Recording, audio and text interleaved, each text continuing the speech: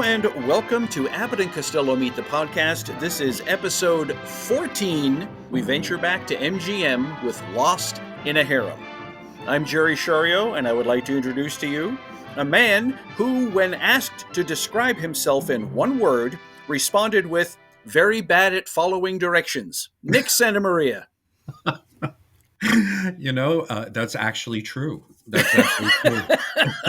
I am very bad at following directions, as any director will tell you. And I'm a Sicilian, and Sicilians don't like to follow rules as a rule. Yeah. I just negated that. Okay. I have two uncles that are Sicilian, and I understand completely. Yes. Oh my God. There's nothing like stubborn bookends. Yep. Jerry, how are you? I'm doing well, sir. Doing well. Slightly disappointed in that I think we mentioned last episode that I was going to an audition soon for Christmas Carol. Yes. Didn't get it. But I have to say, it's a community theater, first of all, but I know the people and I've worked with them before. But it's always encouraging to me to see a brand new name on a cast list. Uh-huh. And the guy that they cast, I'm not familiar with him at all. I think he's new to the community. So more power to him. Oh, great. Well, you can go see him, Yeah. And see him. And you could look at it and do what I always do when I didn't get a part and I was invited to come see the show. Mm-hmm. I just hated him. Before the show started, I just hated the person immediately. Because it saves time, Oh, yeah. and effort. Oh, yeah. Oh, there's such hatred in the theater. So anyway, we are here. We have gone through hurricanes and Yes. loss of electricity for about 3 days.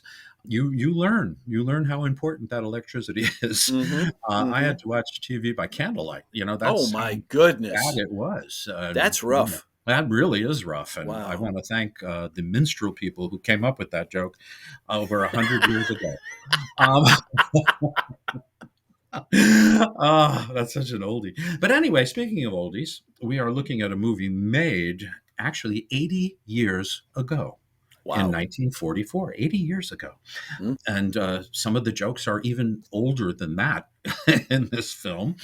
Okay, let's catch up here. But mustard goes with the hot. No, I don't mean catch up. I mean, let's catch up here. God, I'm doing your straight lines, Jerry. And I'm snorting them right up. So anyway, we're looking at Lost in a Harem. And I think the key word here is lost. Because it's certainly not harem. But anyway, Abbott and Costello had just come off a year break. Lou has just come off the biggest tragedy of his life, of any parent's life. And he threw himself into work. This is how Lou took care of it. One of his neighbors was Sam Katzman, the B-level producer who mostly released through Monogram Studios. And he was in charge of the East Side Kids and the Bela Lugosi movies and all that stuff. I love him, by the way. So he was a neighbor and a friend of Lou's, and they got together. And I'm sure based on wanting to help Lou out during a very difficult time, he said, would you like to direct the next East Side Kids movie, Blockbusters? Harry Langdon, by the way, has a very tiny role in that. But anyway, Lou accepted. They made announcements to the newspapers and everything. And then Universal stepped in and said, no. So, no, they put the brakes on. And so Lou instead went ahead and formed a company called Biltmore Productions. And his father, Sebastian Cristillo, was listed as the main producer. And Eddie Sherman, their manager, also was involved. And they only made one movie, but it kept Lou busy. He was the producer of this film. It was called A Wave, a Whack, and a Marine. And interestingly, if you go back to our very first podcast, you remember the story where Henny Youngman gets a screen test and he has to leave the Kate Smith show, and he recommends Abbott and Costello. And this was Lou's way of paying Henny Youngman back. He gave him the major comedy role in this film. It's released by Monogram, and it got decent reviews. And Henny Youngman was doing jokes that Abbott and Costello were doing in Society, their next Mm, Universal film. So these were old burlesque chestnuts, and I still can't find a copy of this film. And if mm. anyone knows how I can get a hold of it, I would love to see it. So anyway, so Lou threw himself into that. And the first, actually, very first film they did once Lou was back was that mail call, Who's on First, that they did, Yes. right? Yeah. Uh, and Lou's kind of puffy and whatever, but he's back and he's working with Bud and they're going full cylinders. And that's the one where he says, "And I don't give a damn," rather than "and I don't give a darn," because it Yes. was only going to servicemen. That was Hmm. a radio show called Mail Call. And supposedly soldiers would write in and request, different things. I remember one Bob Hope clip where they requested Lana Turner frying a steak, and they actually did. They actually did. And Bob Hope says, "If you hear sizzling, that's me. That's not the steak. It's me." He's standing there, Lana Turner. But anyway, so that was Mail Call, and that was their, in a way, their return. And Hmm. I think it's a great version of Who's on First, by the way. It's quick, It it's really fast, is. funny. Yeah. And I think it's because they've got the live audience. They're working off the crowd there. Yeah. And anytime you get up in front of soldiers, they are an appreciative audience. Yeah, ask So, Bob yeah. Hope. He'll tell you. Bob Hope would walk in front of movie ushers in their uniforms, and he'd do 10 minutes. But but anyway, so Lou is doing all these things, all these different things, and we talked about this last week. But MGM was next on their film roster, Hmm. and they actually shot Lost in a Harem. But as we said last week, Universal was very set on being the first company to have Lou back or the boys back after a year. And they actually asked MGM to hold up the release of Lost in a Harem. They said they would hold it till September. And that's why the final chase in Society is based around a chase that was already filmed with Yeah. W.C. Fields and Never Give a Sucker. So it just saved them time. They had to do this quickly. And they did. And thank goodness MGM was decent enough to wait. Hmm. And so we're seeing Lou for the first time after the tragedy on camera. Now, I have to say, this is not my favorite Abbott and Costello movie by a long shot. Hmm. No offense to the people that like it, but to me, it's a real slog. By the second half, I'm saying, I want to do something else. I want to watch something else. This is not holding me. No. And which is weird for an Abbott and Costello movie. They're usually like bam, bam, bam. Yeah. And for me, one of the things that highlights how slow this movie really is the fact that it's bookended by In Society and Mhm. another of my all-time favorites, Here Come the Coeds, Right. Oh because yeah. they're both excellent Mhm. films. But this It's back. one, yes, It's you're back to looking at your form for them. watch. Yeah. Yeah. Oh, yeah. It's tough. It really is tough. Jerry and I were talking about this before we started. We don't want to be a drag about this, No. but really, I don't think it's a good movie. I don't think it's a good Abbott and Costello movie. Universal again made these movies much much better. The Arabian Nights movies they made with Maria Montez and John Hmm. Hall and even Shemp and Billy Gilbert. But this is just it's a slog. For years I've heard that they saved money. MGM saved money by using the sets left over from the movie Kismet, a big color A movie, from Hmm. MGM, Ronald Coleman and Marlena Dietrich. But Matthew Coniam, my co-author on the annotated Abbott and Costello, tells us that this movie was in planning stages and began shooting before Kismet. So Mm. actually, Kismet is using Lost in a Harem's settings. So I think that's true. I mean, Matthew did the work; he did the Yep. research, and I really do think that's true, which is kind of fun in a way when you think about it. But they are back at MGM. I will tell you a little bit about the deal.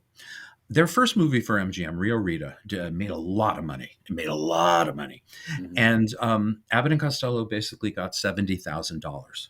Now, that's about 3 times less than they were making at Universal. for each of their films. And they hated this deal. They just absolutely hated it. So they went to Eddie Sherman and they said, we don't want to do this anymore. This is ridiculous. We're losing money, actually. Yeah. Eddie Sherman said, leave it to me. And he went in and came out with almost $500,000 for the boys. Wow. Yeah, for the 3 movies, actually. And MGM came through. That's how important at this stage, that's how much clout Abbott and Costello had at this stage in their lives. Yeah. MGM did not want to cause any trouble. They wanted this cash cow, even on a limited basis. That's what they wanted. So anyway, let's talk about the people involved here. We have a new writer, a new Abbott and Costello writer. His name's Harry Ruskin. Now, Harry Ruskin is mostly at MGM writing Dr. Kildare movies, Andy Hardy movies. But he did have a history of movies. He wrote on King of Jazz from 1930 at Universal, the Paul Whiteman musical. He wrote on one of my favorite Paramount W.C. Fields movies, Six of a Kind, which is absolutely hilarious. If you haven't seen it or you haven't seen it in a while, get ready to laugh till you cry. It's that funny. Let's see. He also wrote on the original version of The Glass Key with George Raft. He wrote one of my favorite MGM musical comedies, and the last movie Burns and Allen made together, Honolulu. Yes. And he also, get this, wrote on The Postman Always Rings Twice. So he had a pedigree, but boy, he wrote a bad Abbott and Costello movie. And also, not to spread gossip or anything, but Cora Sue Collins, the child actress from back then, when she was 15, she had an interview with Mr. Ruskin, who immediately tried to rape her, seduce her. How do I put this? She got away and went to L.B. Mayer, who acted immediately with indifference. So anyway, that's Hollywood in the 40s. So that's Harry Ruskin, born in 1894, died 1969 at the age of 74. All right. The other writer, other than John Grant, our pal John Grant, fellow by the name of Harry Crane. Now, comedy fans love Harry Crane. I love Harry Crane. Harry Crane was a writer born in 1914, lived till 1999. He was 85. He is one of the creators of The Honeymooners. When Gleason was hosting a Cavalcade of Stars for the Dumont Network, Harry Crane was helping to write the honeymoon sketches that became the eventual series, and actually a career for Jackie Gleason. So Harry Crane had that. He also wrote for Laurel and Hardy in one of their worst films, Air Raid Wardens. He wrote for Fanny Brice in the Ziegfeld Follies at MGM, which is a hilarious scene. It's an hilarious scene. If you want to look that up on YouTube, I believe it's separate, Fanny Brice, Ziegfeld Follies. And he wrote on the final Thin Man movie, Song of the Thin Man, which isn't as bad as people say. Again, give it a shot. It's really good, and it's got some great jazz music and not a bad plot either. I'm sure I'll hear from Scott Ratner about that. So what else? Now, here's the most important thing about Harry Crane. Yes. Harry Crane got with Dean Martin after Dean Martin split up with Jerry Lewis and came up with the whole drunk thing. Came up with Dean Martin's personality. He wrote the first act. Yeah. And it was all based on old Joe E. Lewis jokes. Dean borrowed liberally from that whole thing. And Dean became the new drunk guy. And thanks to Harry Crane. And you know what else Harry Crane came up with? For better or worse? Turning the Dean Martin show into the roasts, into the celebrity roasts. Which improved his ratings for another 5 years, I think it was, or 4 or 5 years. So Harry Crane was very important. He was also the grandfather of Melissa Gilbert and Sarah Gilbert. So that's interesting, huh? That's good stuff. Harry Crane. Okay, so who else is involved? They have a first-time director here. And this is what confuses me about this. Chuck Reisner. What a pedigree. I mean, born in 1887, passed away in 1962 at the age of 75. But he started out at Keystone as an actor, He worked with Chaplin as an assistant director and an actor in A Dog's Life and The Kid. He's the bully in The Kid, and he's all Mm. padded up too. It's very funny. And he co-directed Steamboat Bill Jr. with Buster Keaton, one of Buster's best, I think. Yeah. And if you go down the line, you're going to know this about me. When it comes to the Marx Brothers and MGM, I have two favorites. One is A Night at the Opera, which I think is just brilliant, and 4 shiny stars. That's my rating, and there are not 4 shiny stars in the movie. Yeah, they were only But 3 by that time. So there were 3 shining stars, yes. Yeah. They actually hired someone to shine them before they went to MGM. MGM was so glossy, you know how glossy it is. But anyway, Chuck Reisner directed my other favorite, The Big Store. Mm-hmm. I'm just letting people let that sink in. I actually enjoyed The Big Store. I think it's a lot of fun. I call it their Abbott and Costello movie. You know, it was made in the 40s, and it moves, and it's got a great chase at the end. It's an Abbott and Costello movie with the Marx Brothers. Yes, very much so. I had never thought of it that way, but that is true. Yeah, it's true. And it's easier to watch that way too when you consider it. You know, some people watch it and they think, "Oh, this isn't like Duck Soup." You know, no, it's not. It's like an Abbott and Costello movie. So Chuck Reisner had quite a pedigree. And he directed this.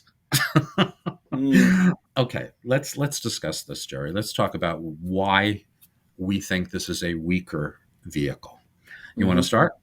Well, for me, it's a lot of it is the length.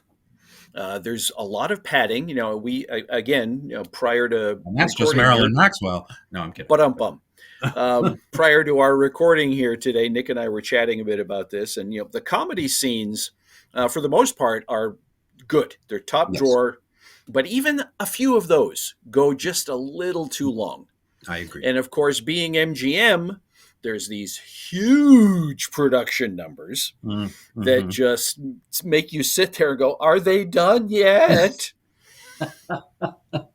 You smell burning rubber from the screech of the brakes, you know, every time one of these song numbers or dance numbers comes up. Yes. I made the comparison earlier that, this is Abbott and Costello's A Day at the Races. I think that's the perfect way to put it. You know, a lot of people like A Day at the Races. I mean, they consider it alongside A Night at the Opera. It's a snore. Just try getting through it. It's just a bore. There are some really good comedy scenes, but not enough to justify sitting through that movie. Yeah. And this is like that. You're absolutely right. That's a very good analogy. I find that the magic scene, their magic act at the beginning, is classic. It's classic Abbott and Costello. In fact, they should just make that a short, and release it that way. And I like when Costello is trying to sleep with all the guys around him in the tent, and he can't. Well, we'll get to that, but that really is a classic Lou scene. And there's a couple of very classic burlesque sketches that, and Jerry is absolutely right, that go on a little too long, and a couple of them are my favorites. So anyway, Chuck Reisner is their director. Apparently, according to leading man John Conte, Chuck Reisner was a dream of a director because he wouldn't give you any direction. He'd say, "Okay, you guys are standing in the right spots. Okay, roll them," and that would be that. So they were perfect kind of director for Abbott and Costello, actually. And John Conte liked it too. By the way, I also wanted to mention that Chuck Reisner also directed. This is part of his pedigree. This is what I can't believe: The Better Ole with Sidney Chaplin, a feature-length film by Warner Brothers, and it's actually really good. And Sidney Chaplin was really good. Yeah. And he was the first guy in the family to become a comedian. And you can see it. He's terrific. On the other end of the spectrum, he also directed in 1931 Flying High, Burt Lahr's first film, based on the Broadway show Flying High. It's so-so. The worst is this one, 1933's The Chief, starring Ed Wynn. Now, I love Ed Wynn. Ed Wynn is one of my favorite comedians, but this is one of the worst movies ever made. So I guess Chuck Reisner is not infallible. He also made a very mediocre movie called It's in the Air in 1935 with Jack Benny and Ted Healy teamed. Wow. Yeah, you would expect like some good stuff to come from there. Yeah. No, it's MGM. All of those I just mentioned, other than Sidney Chaplin's, were MGM. And then he made Lost in a Harem, which was like, I think he only had a couple more movies to make before he retired. Mm-hmm. Okay, so we're talking about Lost in a Harem. I like the opening titles, and I like the song. Mm-hmm. The Sons of the Desert. Dum, bum, bum, bum, bum, bum, dum, bum, bum, bum, bum, bum, bum, bum. Find in great beautiful love and sons of the desert. Oh, we seek the lonely meek and befriend them. We don't break the laws, we slightly bend them. We're the hard-headed, full-hearted, quick-witted, sure-footed sons of the desert. Pirate jokes we will sever, bonds of friendship never, and come the day we swear. If there's need of a gun, you can count upon the sons of the desert to be there. Boom, boom, boom, boom. That one. Yeah. Matthew Conium says that the song was put there just to annoy Laurel and Hardy fans. The funny thing is, the song itself, which is really one of the fun songs in the movie, Yes. done by all the guys on the camels in the desert and all that stuff, it's a lot of fun, but it's only 45 seconds. Mm-hmm. Now, if all the songs were just I think we'd have a much better time. Agreed. Yeah. Oh, yeah, definitely. So those opening titles are great with the photos of Bud and Lou all through it. It's just really, really nice job. And John Conte opens our movie. We're in a place called Port Inferno, which doesn't exist. And MGM was adhering to some pleas from Arab nations saying, please don't make fun of us, don't mention Allah or anything like that. That was all part of it. But John Conte shows up as Prince Ramo, and it may be the biggest turban I've ever seen. He's about 5'9", and the turban is 9 inches of that. So he could be 5 foot tall for all I know. Yep. It is a huge turban. You could put Deanna Durbin in that turban, but only after drinking bourbon. Okay. I'm writing a song. Hold on. That's a good that might show up later.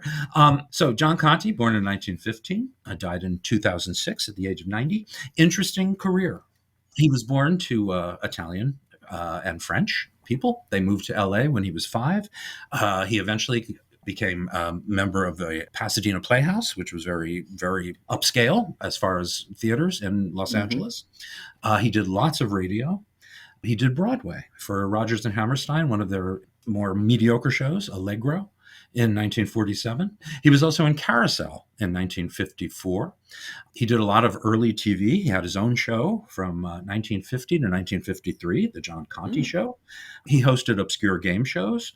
For Max Liebman, the producer of Your Show of Shows, Sid Caesar and Imogen Coca, he did 2 musical spectaculars, starred in them, Desert Song and Naughty Marietta, 2 famous operettas. He hosted matinee theater starting at 12 noon from 1955 to 1959. Then, eventually, he and his then wife bought a television station. They bought KMIR TV, an NBC affiliate, for Palm Springs, Rancho Mirage, very rich area, and they made it into a complete success.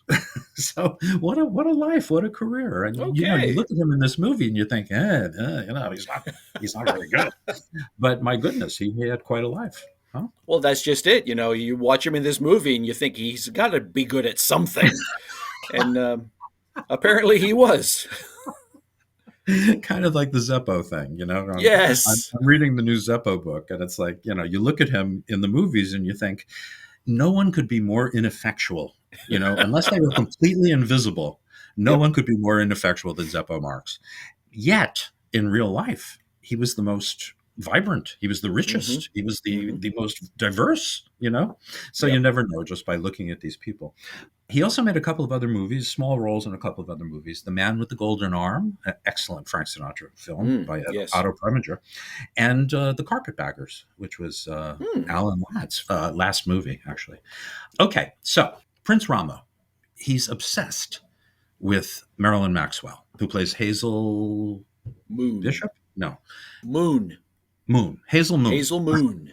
Yes. Unless she's sitting down, then she's Hazel Half Moon. But Exactly. yes. But anyway, she's blonde, and she is the only blonde within like 1,000 miles radius. Anyway, so Prince Ramo, John Conti, is obsessed with her and keeps going back to the Cafe International to see her and hear her sing. Okay, so he goes in, he meets Ralph Sanford, the owner, who's for some reason is wearing this obnoxious fake nose. Yes. It's like MGM. You know what? Let's give him a fake nose, and then maybe we'll be good at comedy. You keep waiting for a payoff or for an explanation or something, and it never comes. Oh, it's terrible. It's just terrible. I don't understand it at all, and never did. Even when I was a kid, it was like, why did they do that? So anyway, Ralph Sanford and his nose bring Prince Ramo to his seat, and we meet Marilyn Maxwell, who is quite a dish. Was that politically correct? I hope not. So she does a song, and it's actually a good song. I actually like this song. What Does It Take to Get You? It's called.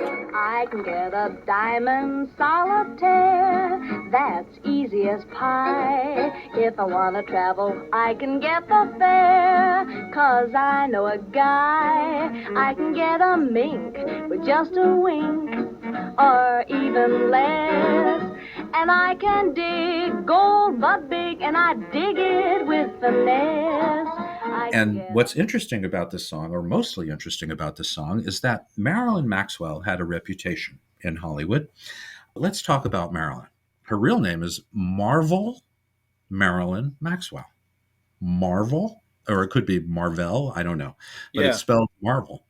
Born in 1921, passed away young at the age of 50. She had a massive heart attack, 1972.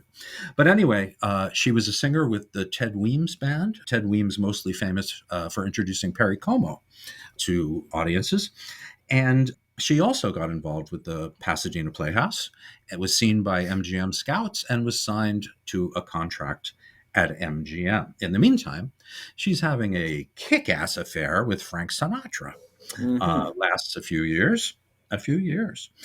Well, first of all, I was going to say that in this song, she says, I can get a penthouse any place, complete with a view. I can even get as far as second base with Frank Sinatra too. And I can bet. And I'm thinking, whoa. A few eyebrows went up there, I'll imagine, and, at the preview, as they're sitting there watching it. Anyway, I'm sure Nancy Sinatra had a great time. But anyway, so the big thing about Marilyn Maxwell was her affair with Bob Hope. It was a well-known secret in Hollywood that they were keeping company. Even Dolores, his wife, knew about it. In fact, Marilyn Maxwell was known as the second Mrs. Bob Hope. Wow. And she did a couple of movies with him, The Lemon Drop Kid, and did Silver Bells with him. Yes. Which was a great scene, really terrific. And she's terrific. I think she's great. She is. She is. And she's also in one of my least favorite Bob Hope movies, Off Limits, with Mickey Rooney and Bob Hope. And she's in Rockabye Baby with Jerry Lewis, one of the least offensive Jerry Lewis movies for me.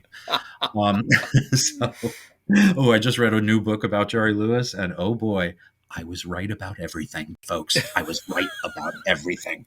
I don't want to hear anything else about him. I was right. He's just, ugh. Anyway, we'll get into that in another episode. So here we have Marilyn Maxwell, and she comes out, she does this song. Ralph Sanford and his nose ask her to sit with Prince Ramo, but she doesn't want to. But she says, I will do it if you don't fire my two friends, Pete Johnson and Harvey Garvey. Now, you can imagine who Harvey Garvey is. Pete Johnson is. It's our two friends, Bud and Lou. Now, they get to do their act, which is a magic act. Now, Bud makes his appearance behind the curtains. He throws open the curtains and makes a grand entrance. And, of course, Lou is next. He throws open the curtains and does an amazing fall as all the curtains come down on him. It's a moment I love. It really is a moment I love. Oh, yeah. So then they go into what I consider to be probably the funniest part of the movie, and it's right at the beginning. Yeah. It's their magic act where Lou and Bud. Well, Bud is the magician. Lou is sort of his assistant, I guess. And Bud has these silver tubes that Lou knows are really tin, but every time he says tin, Bud slaps him. Now, here we have just an ordinary little silver cup. That's silver? Nothing? Yes, silver. That's silver. There's nothing in it. Absolutely, it's silver. Certainly. That's tin. Don't say tin. You know that's silver. Oh, yeah? I say it's silver. Oh, we're lying to those people. Quiet. Silver, Red. That's tin. I say it's silver. That's funny looking silver. That's what it is. That's what I bought and paid for, is silver. Well, you got tin. Don't say tin. I know you got this. Never mind. When I say silver, I mean silver. And when I say... don't say it. Just don't say it. I ain't gonna say it. Say what? That word. What word? The word you want me to say. What is that? I ain't gonna say it. Well, don't say it. You think I'm gonna say it?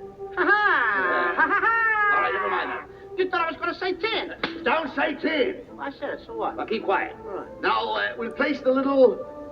silver cover. What's the matter? Oh, pardon me. I see, yes, all right.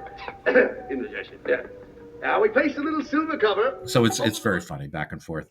Bud makes the bottle and the cup go from table to table, bouncing back and forth underneath the tin or silver tubes. So I don't know if I'm describing it well, but it is just so funny. And the funniest part for me, Jerry, I don't know if you agree with me, but is when Lou says, Can you make the bottle go from here back over there, and the glass from over there back over there? You mean to transfer the glass from over there over to there, and the little bottle from over to there? Yeah, make the... All right, please. Why, it's very simple. It's so, they made that up on the spot one night and said, we're keeping that. We're keeping it in. Oh, it's so funny. And Bud gets to be just as funny as Lou in that moment. So anyway, they do their magic act. And of course, Lou screws everything up and they cause this enormous fight. And, oh, by the way, our friend, Harry Wilson, is in one shot in the audience. Mr. Ugly, Harry Wilson, who we talk about quite a bit all the time. We like him. He's great. He's like the ugliest man in Hollywood. He's kind of hard to miss. So, yeah, that's why we talk about him. Yeah, he's something. He's very interesting. But I only saw him in one shot, and that was as part of the audience.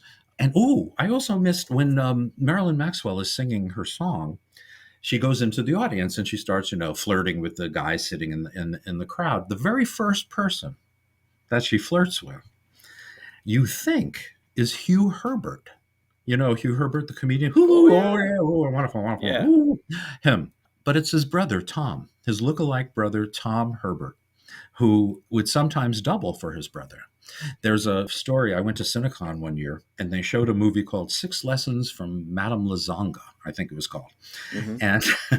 And Hugh Herbert, I remember reading this in a book by Leonard Maltin. He says Hugh Herbert really deserved like an Oscar because he plays 6 different characters in one scene. Almost like Eddie Murphy and Nutty Professor, Yeah. And he goes, it's amazing. He's a woman in one thing, and he's an old man in the other thing. Blah, blah, blah. So I'm watching the movie, and I'm thinking, no, And I had to do a presentation right after the movie, and I got up and I said, I know everybody thinks that Hugh Herbert did 6 roles at that thing, but it was his brother Tom playing like 3 of those roles. So anyway, even Malton didn't know that. So my friend Ray Faiola is the only other person in that entire theater that caught it. So we meet him at the very top. So if you want to go back, folks, and look at your Lost in a Harem, you'll see Tom Herbert, and he's doing all this Hugh Herbert stuff. Anyway, so so Bud and Lou start a big fight, and they're taken away to jail. Now, this could have taken another avenue at this point. It could have been like Midnight Express,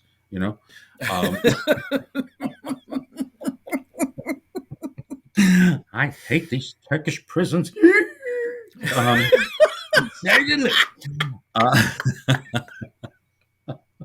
What did I tell you? Where did you put the heroin? So she's in the cell next to us. Marilyn Maxwell. Yes. And she does Maxwell, I would say. So, okay, so we know about John Conte, we know about Marilyn Maxwell. What we don't know is they became engaged during the shooting of this film, and they got married eventually. It only lasted 2 years, but they got married. I suppose it was Marilyn's extracurricular activities, not to spread any rumors. So I was talking about Marilyn Maxwell. Another interesting thing about her was that she was occasionally a beard for Rock Hudson. She would go on dates with Rock Hudson and make him look less homosexual. Mm-hmm. And her pallbearers at her funeral, Hope, Crosby, Sinatra, and Jack Benny. Wow. That's quite a star-studded coffin, you know? Oh, yeah. Oh, yeah. Now, was this the first time that she had worked with Bud and Lou? No, she was part of their radio show. So that did come first. Okay. Yeah, I believe it did. I can't be sure. I'm not completely sure on that, but I'm assuming. Well, first of all, she was already under contract to MGM, and she was associated with their radio show. So I assume maybe that was a reason why, maybe she was cast in this film. Who knows? Okay. We're also forgetting Jimmy Dorsey. Oh, yeah. Now, Jimmy Dorsey and his band are in this movie, and Jimmy shows that sterling, sparkling personality that he always had. He was often mistaken for a speed bump.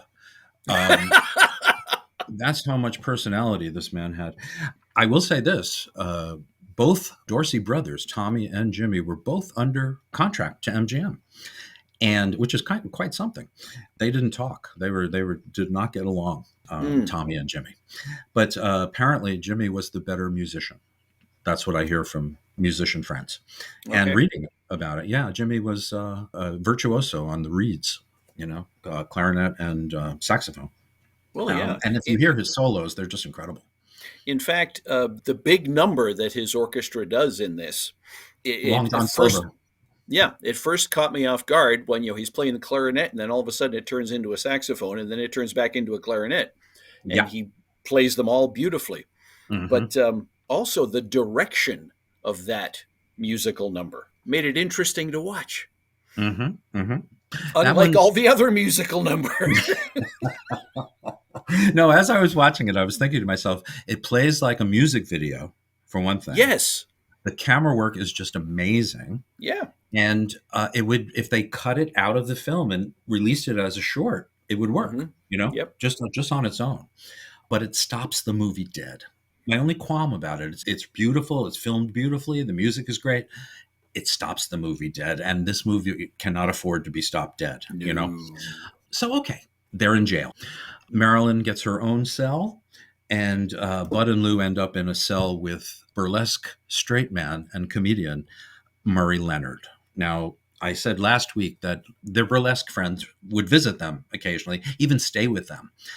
And Bud and Lou would go to the studio and say, by the way, Murray Leonard's in town. And you know what he does better than anyone else? Slowly I Turned, the Niagara Falls bit. Mm-hmm. And that's what they did. And they got Murray working at MGM for this film. And he is the running gag all the way through. He even gets the final gag. And then he shows up in Society as well. And a few others. And their TV show as well. So they took care of Murray. And he paid them by being brilliant. He's a brilliant performer. So they do Slowly I Turn. Slowly I Turn. Only now it was the banks of the Pocomoco. Yep. So every time he hears Pocomoco, he beats up Lou. Every time he hears that word, Pocomoco. Pocomoco! Oh, I knew I'd never be satisfied till I had his blood running between my fingers. So slowly I turned. Step by step. Step by step, I crept upon him, and when I saw the smirk on his countenance, I grabbed him, and I hit him from all angles. I couldn't help myself. I was going out of my mind. Stand still. What's the matter with you? The man's telling you his life's history. It's interesting. My poor friend. I did again, did I? Oh, it's all right. What's happening to me? It's nothing happening to you, brother. It's all happening over here. Oh, I will just don't use that word. Don't say it. He means Pocahontas. Pocahontas! That's all right. Sounds like Kokomo's. Kokomo! Oh, I can't. So slowly. Here we go again. Step by step by step. And that's the way this goes. Unfortunately, it just goes on a little too long. Yes. And I have to say that the version with Sid Fields in their film television show is really it's superior. And Sid Fields, no one beats up Lou like Sid Fields. And I think I think people listening that know about their TV show are nodding in agreement Oh, right yeah. now. Oh, yeah. He just brutalizes him. He just it's sometimes hard to watch. But yeah, so when you know that version, this one's a little milder by comparison. But this is what I love about this scene. His presentation, his telling the story. Mhm. It's just beautiful. He's very articulate. He's very theatrical. He's got a very fine, rich voice, and he hits those consonants. I think he's terrific. I really do. So they get out of prison. They escape. And this is a funny gag. Bud and Marilyn run out, and Lou is left behind. And what happens is there are about 5 guards about to ascend on him or descend on him. Whatchamacallit, he yells Pokamoko. And of course, Murray Leonard picks up a hammer and just starts hitting all the guards, and they're all unconscious. And Lou has something on his head he can't see. His hat, I think, is over his eyes. And he accidentally hits the wall with his fist. So when he takes off the thing and he can see, his fist is hurting him, and he sees 5 guys all unconscious. So he thinks he knocked them all out. And when Bud comes back, the look on his face is like, holy crap, look at, oh my God, yeah, maybe I better stop slapping this guy. And Lou plays it up really well. That was really nice, the way he left. Okay, so they're out of prison, and they hear Prince Ramo's plan, and here's the deal. His uncle, the evil Douglas Dumbrille, who plays Nivitav. Anyway, it's vitamin spelled backwards. Yes. Nimitive. There we go. Nimitive. Yeah. That would be right. It's vitamin backwards. I have no idea why. But Douglas Dumbrille, the classic movie villain, worked with Chuck Reisner before in The Big Store with the Marx Brothers. And he's just one of my all-time favorites. One very quick side note about Douglas Dumbrille that might interest our listeners. Douglas Dumbrille, when he was an old man, when he was in his 70s, he married the daughter, who was in her late 20s, early 30s, of Alan Mowbray, the British actor, one of my favorite character actors of all time. And Alan Mowbray would not speak to them for the rest of his life. He was so angry that Douglas Dumbrille married his daughter. Oh my God. There's a little side note for you. Way to go, Douglas. Way to go. Speaking for us old farts, it's nice to hear once in a while. So here's the deal. Douglas Dumbrille is the uncle, the evil uncle, who has taken over the throne from Prince Ramo. And he loves blondes, and there aren't any. So the reason Prince Ramo kept obsessing about Marilyn Maxwell is he's getting up the nerve to ask her to help him be bait for his uncle so he could steal his uncle's cat's eye rings and use them to hypnotize him, because he hypnotizes everybody around him, and that's really the lame plot. I don't even know if it'd be worthy calling it a MacGuffin, but that's what it is. Yeah, that's what it is. More lame than lame. Let's put it that way. Yeah. So they not reluctantly. They're very. They want to help. Hey, they want to help with the kids. So they're in on it. Thank you, Tricka. They're in on it, and so they have to go to the camp where the encampment where they're getting ready to do their plans, and so they have to sleep. Everybody has to sleep, and there's this big tent, and around the tent pole are about 20 of these, guys, these Arab guys, And they're all laying out, if you could picture petals, like flower petals around this pole. And Lou is next to, I want to get this name right, Adia Kuznetsov. Sure. Gesundheit. No, Adia I did it right the first time. Anyway, movie buffs love him because he was in Swiss Miss with Laurel and Hardy. He was their nemesis in the kitchen. Yep. But even more so, if you are a Universal monster kid, Frankenstein meets the Wolfman. He's the one that sings that song, and Lon Chaney gets up. Stop it! Stop it! Follow, follow, that one. But we love him. He's just wonderful. And he plays the guy with the really long beard. He's the tough, like, second in command. And he's next to Lou. And next to, on the other side of Adia, is character actor Leon Askin. Yes. Who played, Colonel Burkholder in Hogan's Heroes, among many other things. Also shows up with Hope and Crosby and Road to Bali. But he's on the other side, and every time he expels air in one of his snores, it blows Adia's beard onto Lou's face. And it keeps happening, and it's hilarious. I have to tell you, I'm a bad sleeper, and this used to give me nightmares looking at this scene because I could never sleep like they were sleeping. I have claustrophobia. So this scene just hits me. It just makes me laugh.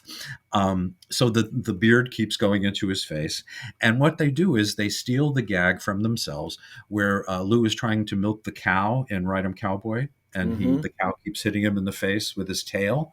So he ties a wrench to the tail so to weigh it down, and of course the wrench hits him in the head and knocks him out.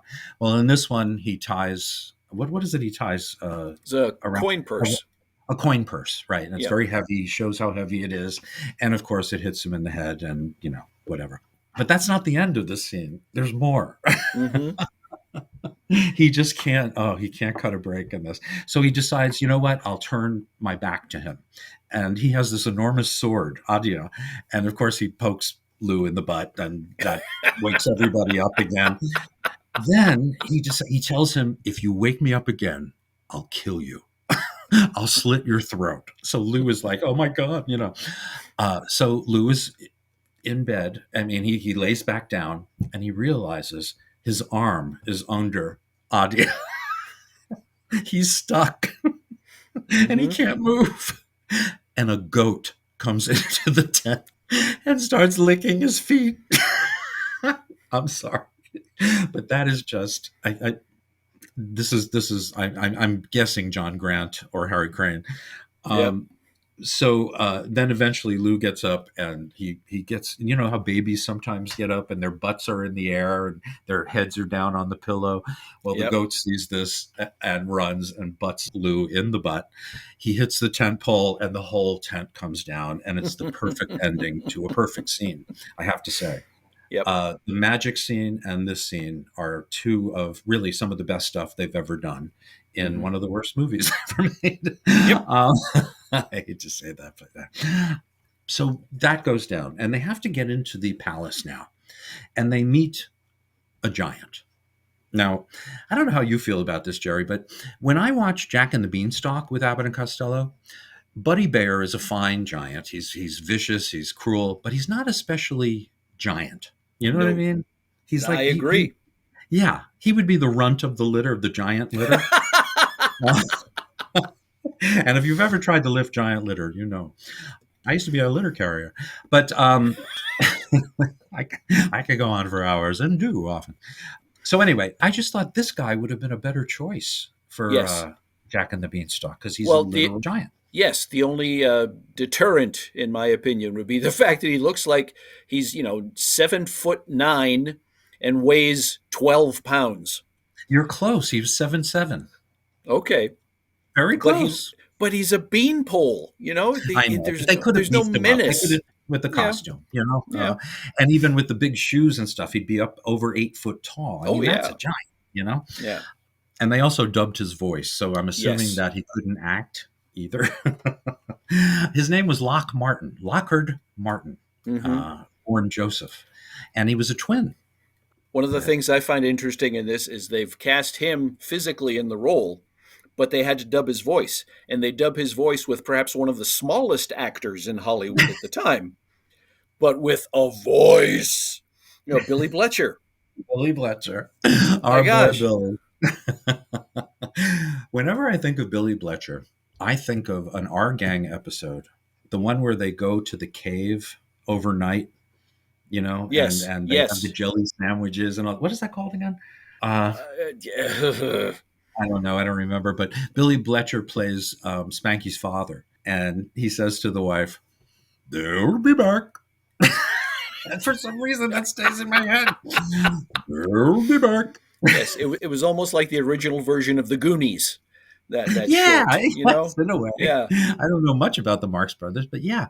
But my ex-partner, and I say ex because he's dead. I could kill him for dying.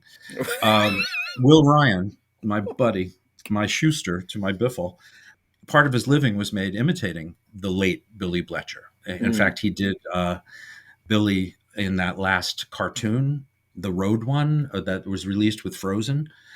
He did the voice for Billy Bletcher. He also did the giant in Mickey's Christmas Carol, which was Billy Gilbert.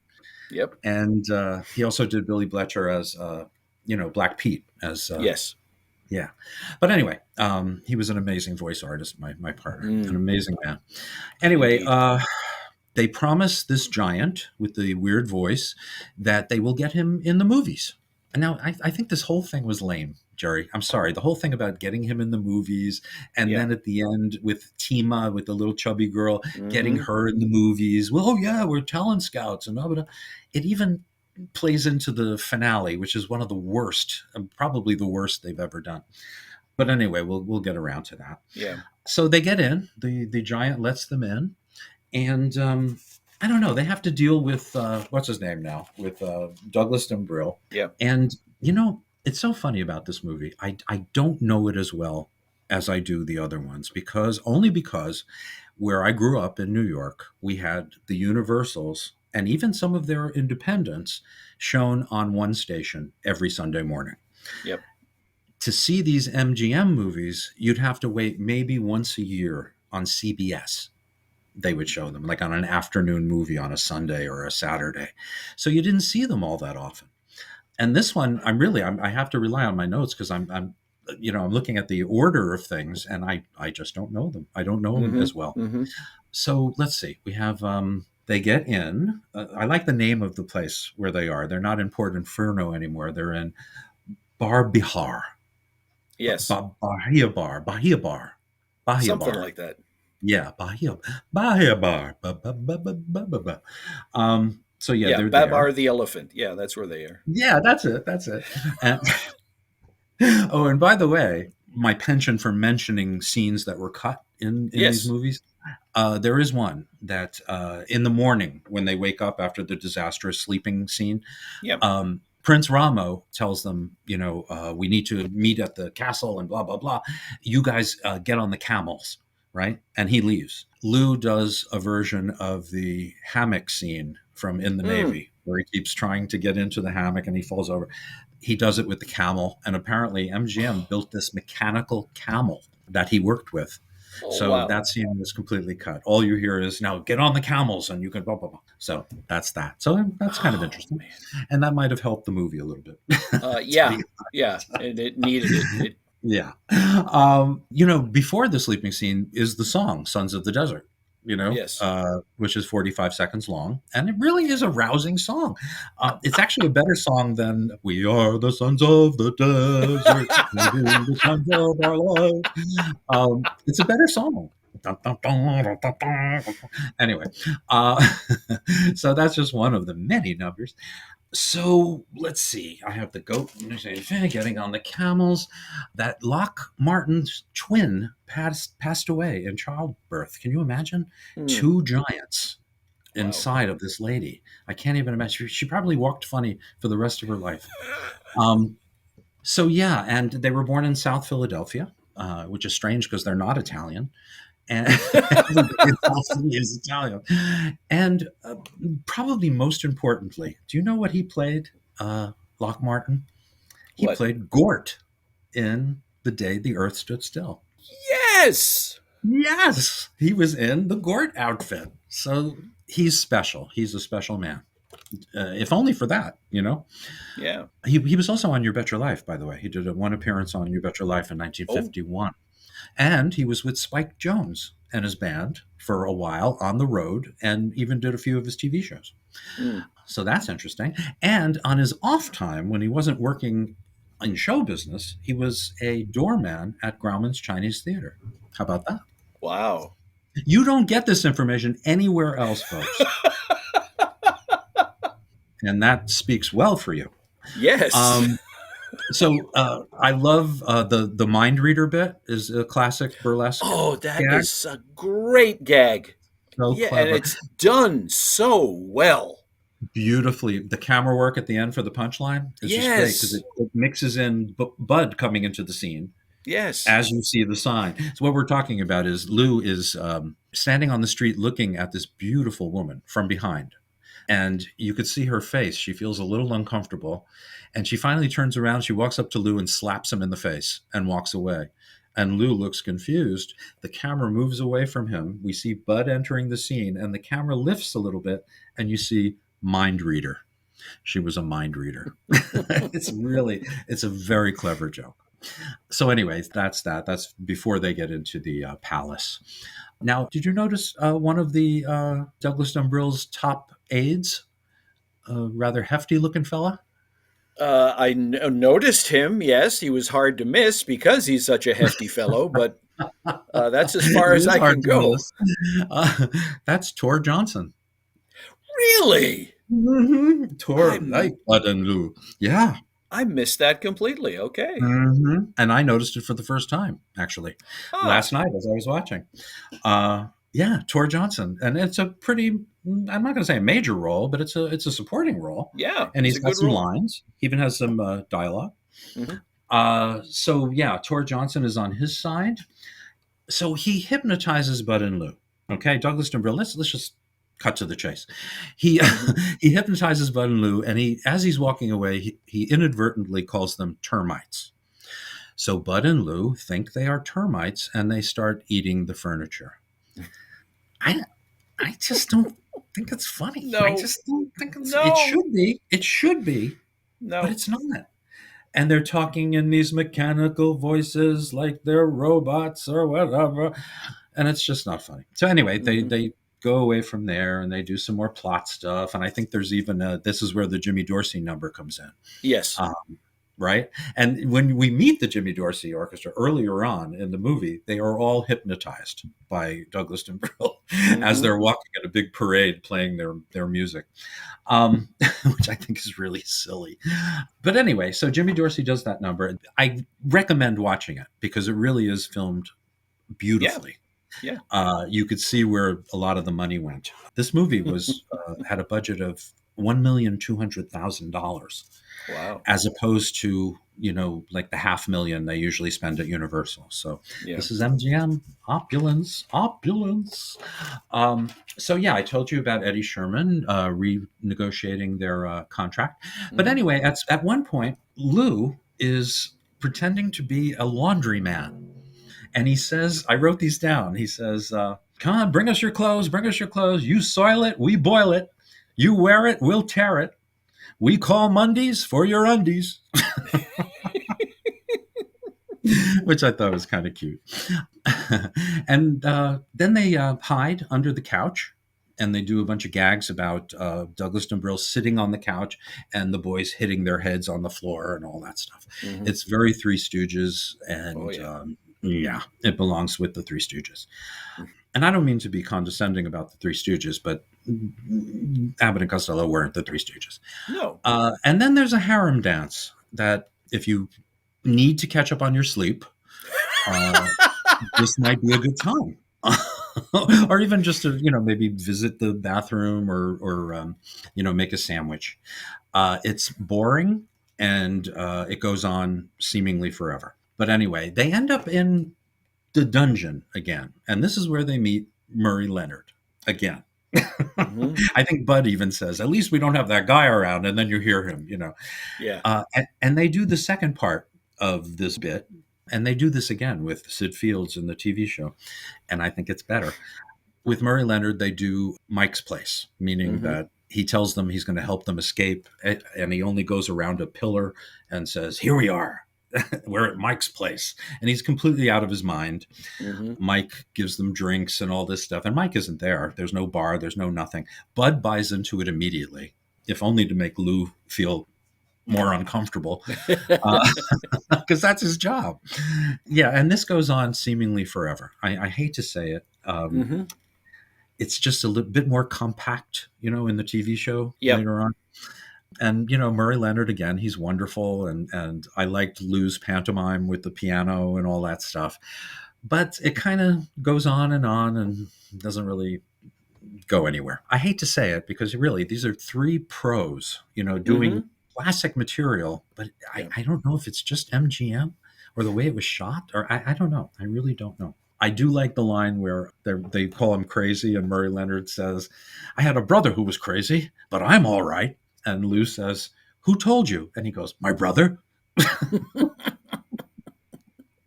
I like that. But there's even a talking skeleton. But these are all audio jokes. These are all watching them do the actions and hearing the audio from somewhere, and it gets old. It gets old. So anyway, Hazel offers herself to Douglas Dumbrille in order to save the others. And Douglas Dumbrille has a very funny joke here. And I'm sorry, it's not even really a joke. It's a timing thing. She says, "I offer myself if you let the other ones go." And he says, "Nonsense. They will never escape." And a guard runs in and says, "They escaped." He gets up and goes, "What?" It's that kind of a thing. And he's great. He's just, Douglas Dumbrille is great. He really is. Yeah. I think in some ways, sometimes when I'm watching him, he might be funnier than the comedians he's torturing, off stage, he just seems that way. He's the one who married the 30-year-old, when he was in his 70s. So, okay. Bud and Lou at one point, they're hiding in these urns, these huge urns that are broken down. And when Bud goes to get Lou's, he's not in it. I don't know. It's crazy. Bud mentions being assassinated. And he goes, "No, when I was a baby, I was assassinated on the arm. Didn't hurt." and of course, Bud slaps him. And I'm sure that hurt. But that was a funny moment. I remember I laughed out loud at that. Yes. So they decide to dress up. Bud is going to dress up as Douglas Dumbrille, and Lou is going to dress up as Tima, who is the chubby wife of the harem. And Tima looks like Lou in drag. So Lou is going to dress up as Tima, played by Lottie Harrison. Yeah. Okay. And we don't know much about her. Yeah. Well, you got to figure that was probably a very weird casting call. They're looking for a woman who looks like Lou Costello. And Rosie O'Donnell wasn't born yet. So. Exactly. I always thought Rosie O'Donnell looked like Lou Costello. So they dress up, and Lou dresses up like Tima, and Bud gets to do a version of the mirror routine with Douglas Dumbrille, and he does a great job. When Bud's given stuff to do, he really comes through. He really does. I have to say, pardon my sarong, when he comes out as the magician with the French accent and everything, it's like you want to yell and say, "Give him more to do." That's great. Yeah. Anyway, there's a great moment where Lou actually sits on the giant's lap to talk to him. He sits like a baby, sitting there, and he looks like a baby. It's amazing. There's even a point where they're hiding from Douglas Dumbrille, and Bud has he's under wraps. He's a mother, and he's got a papoose in the back, but it's Lou coming up through the bag in the back. So you just see his upper part, and he pretends he's a baby, and it works. He looks like a baby. Yeah. He's got that baby face. So they're dressed as the other people, blah, blah, blah. Let's just get down to it. One thing I love about when they're getting dressed up, Bud makes a point to say, "Boy, my experience with makeup is really coming in handy." What? So I guess Bud had another life as, an assistant to Jack Pierce or something. I don't know. I took that as the writer's way of reminding us way back in the beginning of the movie that these guys are vaudeville performers stranded in this country. So, you know, Right, just in exactly. case you forgot, you know, we'll go In back case to you that. forgot. And the makeup looks so beautifully placed by MGM makeup people. Yes. You had to explain why Bud made it look so professional, because my makeup experience is just so wonderful. And that reminds me, there is a Kevin Brownlow delivery that I did want to mention before we finish. We I were hope you so don't mind. close. We were I so know. close. I was, I fought myself today. Am I going to torture Jerry today, or am I not? Fortunately, I decided to torture you. So, Okay. this is an interesting clip, actually, and it's during a very interesting time in Bud's life. You remember when he did his own voice for the cartoon series for Mm-hmm. Hanna-Barbera? Mm-hmm. He did his own thing, and this is interesting. You'll get the gist of it when I play the clip. Hold on. This in the office of Bill, Hanna, and Joe Barbera. Here we go. Hold on. Thank you. Thank you so much for inviting me to do my own voice. This is fantastic. Thank you so much. Certainly it is. Thank you, Bud. Thank you for showing up. We do have a reason for asking you here early, if you don't mind. We haven't decided yet on who is going to do Lou's voice, and we thought that you, being the expert, of course, maybe you can help us decide. It's down to two people. All right. Now we'll play you tapes. This is the first one. Here we go. You know, if we take the rocket to the moon, we might be able to meet some Martians. All right, that's the first one. Who was that? That was George Sanders. His agent sent him over. He needed the work, and we thought we'd try him out as Lou. Here's the second choice. Hold on 1 second. Hey, Abbott! If we take the rocket to the moon, we might meet some Martians. Who the hell was that? That was, you knew him in Vegas. His name is Stan Irwin. Oh. George Sanders. Go with George Sanders. Definitely George Sanders. And that's all we have. That's the last one. Unfortunately, they didn't listen to him. And they hired Stan Irwin. They should have. They should have. Really, seriously, Stan Irwin. I hear one of those cartoons, and I want a license to hunt him. You know, he's like, oh, he's awful. He's absolutely awful. All right, so okay, let's get to the bottom of this. Here's the lame ending. Okay, the girls in the harem decide that Bud and Lou are Hollywood talent scouts, and Douglas Dumbrilla is going to block their way into show business. So what do? The girls attack the guards. Anyway, it's really boring, and it's very unimaginative. So anyway, they do get their revenge on Douglas Dumbrilla, which is really weird. They get his rings, and they hypnotize him into thinking he's a dog. And they tell him to go to the kennels, and he makes this grand exit, doing the whole, as he goes out. But that's kind of funny. But anyway, the ending I like. The ending I think is very funny. Yes. In the movie, They keep running into Murray Leonard, right, the crazy guy in the jail. So when they get into their conveyance, their car, and they're in the back seat, and there's a driver, and of course, they decide, where are we going? And one of them says, Pocomoco. And it turns out the driver is Murray Leonard. The boys get out and run into the distance for the big fade out. And we're happy about it. Yeah. If you stop and think about it, that ending also is rather Stooge-like. It is. A number of the Stooges films ended with them running off into the every one of their cartoons ended with them running off into the distance. Absolutely. And usually in the movies you hear whoop, whoop, whoop, whoop, whoop, whoop, as they're running away.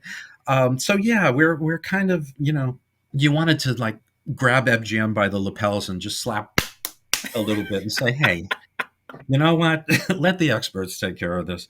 Yeah. Thank God they went back to Universal and made In Society one of their better films. Mm-hmm. And like you say, Here Come the Co-Eds is coming up, and that's another one of their really, really good films. Yeah. So that's how I feel about. I've always felt that way about Lost in a Harem. I've never taken to it. I always thought the first half was okay. I could get through it. And then by the second half, I lose interest. There's too much. It's just, yeah. And I agree with you on the as far as the availability of this film back in the day, because I also grew up in Boston with Abbott and Costello on TV every Saturday night. But I think it was just the Universals. I don't think we even got the independents. You didn't get News Hangs High No. no. So yeah, it was probably well into my adult years before I first saw any of the MGMs. And that goes along with my theory about films we love as adults are the films we grew up loving. You know what I mean? The films, I think some people would look at certain films and say, well, that's not a very good movie. It is to me. You know what I mean? Because I have that memory, whether it's watching with my family or with my parents, a good loving memory. So. And to this day, I torture my family with the fact that one of those films for me is Santa Claus Conquers the Martians. I can go one better than that. That one is almost too mainstream for me. I have two that I sit through every so often just to prove that I have resilience. And one is Santa and the Ice Cream Bunny, which was filmed in Miami and with no soundtrack. It was all dubbed. And it's about Santa Claus landing his sled on Miami Beach and not knowing how to get off it. And that's all it is. And it's the most surreal experience you'll ever have with a movie. I promise you. And the other one is just called Santa Claus. It's a Mexican movie. And they used to show it. They used to show it all the time in matinees in my neighborhood. And that one's really weird. That's the one where Santa Claus battles the devil, the actual devil. Wow. That sounds like it would be quite the altercation. All right. Thank you for joining us. And Jerry, thank you again. Always a pleasure. And it's been an enjoyable experience again with you, my friend. And I'm sorry that, we didn't like this movie as much, but, it's a fun conversation. And if you like it, great. Seriously. I wish I liked it more, and I'm glad you do. So have a great time, and we will see you in a couple of weeks. Or not see you. You'll hear us in a couple of weeks. And we're going to be looking at Here Come the Co-Eds on episode number 15 of Abbott and Costello Meet the Podcast. Thanks for joining us, and thanks for all the great response. In Society, the last one we did has over 1,500 listens, and that's just YouTube. Wow. That's not on all the other platforms. So actually, this is starting to take off, and I'm really, really happy about it. And thank you very, very much.